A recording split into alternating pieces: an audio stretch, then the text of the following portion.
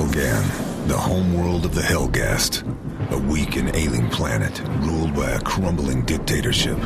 We go in, take out those loyal to the ruling party, and the people will rise up and do the rest.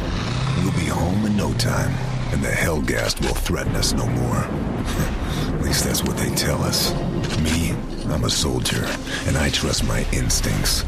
And my instincts are telling me something's not right. Guess we'll find out soon enough.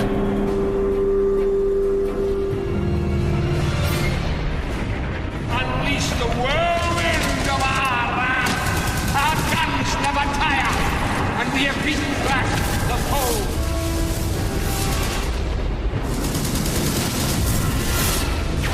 So we had this idea of a massive planetary invasion, and in Killzone 2 it's actually the first time that we're taking the war to the home planet of the Helghast. You're outgunned, you're outnumbered, and the notion is that you never quite feel safe. In Killzone 2, the theater of war and the feeling of war is really all around you. It's the ISA battlecruisers in the sky that remind you of the epic war that you're fighting on the planet. But it's also the small things like walking around Helghan planet. And we try to really entrench this feeling of war in all the different elements. Immersion for Killzone 2 is really important for us. So we removed all the distractions, such as the HUD, for example, which always sits in between the player and the actual world. We wanted to make the player feel vulnerable, so we have a lot of things going on that make him feel that he's really there. The other thing we try to do is make the player feel physically connected to the world. There is this valve that you can turn, and you use the 6-axis controller.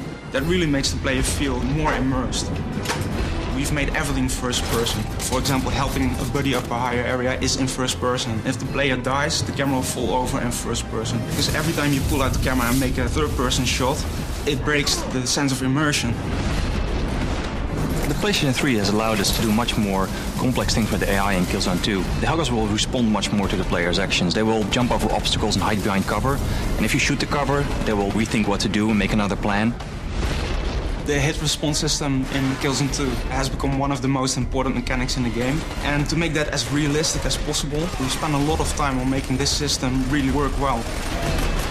Whenever the player fires at an enemy in a certain situation, he will see a different response, which really adds to the variety of the game. We've invested a lot of time in our animation systems to get a good blend between physics-driven animations combined with mocap and hand animated. And by doing that, we got this kind of really nice blend of viscerality to the characters. So basically, if you shoot them, everything kind of moves realistically, and we put a lot of effort in that because it's so important. Every hit in our game has got to create a very dramatic impact. You see that in the environments through loads of destructibility, but also on the characters. There's a lot of variety in how your enemies react to your bullets, and that, to us, creates a very unique and innovative gameplay experience.